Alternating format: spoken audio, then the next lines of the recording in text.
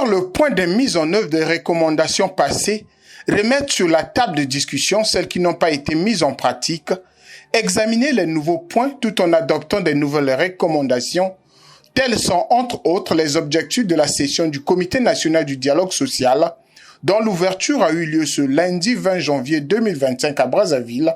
sous le patronage du Premier ministre-chef du gouvernement, Anatole Koliné-Makosso. Le Premier ministre a rassuré les partenaires sociaux ainsi que les travailleurs de l'engagement du gouvernement à œuvrer dans l'amélioration du climat social et du travail. La session du Comité national du dialogue social de ce jour vient à point nommé, comme en écho à l'invite faite par son Excellence, Monsieur le Président de la République, chef de l'État, lors de son discours sur l'état de la nation,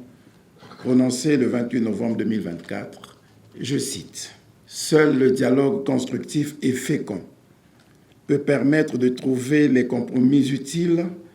et sauvegarder l'outil de travail. J'appelle au dialogue toutes les parties impliquées dans les conflits professionnels. » Fin de citation. Pour mettre en œuvre un tel dialogue constructif, au moins 2 éléments de contexte me paraissent nécessaires et utiles d'être rappelés ici. Le premier, et sans vouloir entrer dans l'exégèse du discours du président de la République devant la représentation nationale, est de poser que, dans un contexte économique et financier particulièrement difficile,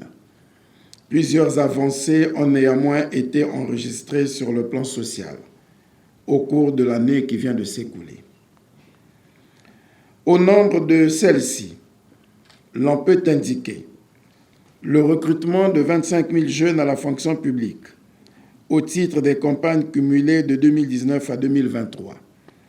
10 000 autres jeunes y étant encore attendus au titre de la campagne de 2024.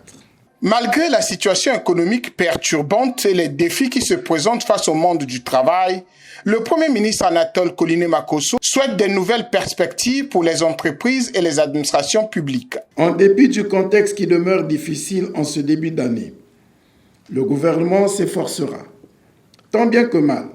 de réunir les conditions de pouvoir honorer tous les engagements financiers de l'État,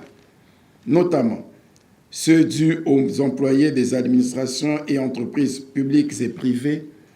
sans se départir de sa volonté de toujours œuvrer à l'amélioration des conditions de travail des employés des secteurs publics et privés. Face à un quotidien du monde du travail qui a connu des grèves et divers remous sociaux en 2024, il convient désormais d'opposer un contexte économique prometteur avec de nouvelles perspectives pour les entreprises et les administrations publiques et privées. Plusieurs questions que nous allons examiner au cours de la présente session du Comité national du dialogue social sont en lien étroit avec l'objectif d'améliorer les conditions de travail en 2025. Organisée par le ministère de la fonction publique, du travail et de la sécurité sociale, cette session qui se tient sur 2 jours connaît la participation de 16 représentants de l'administration publique, 12 des organisations d'employeurs, 12 des organisations syndicales, ainsi que 10 personnes ressources.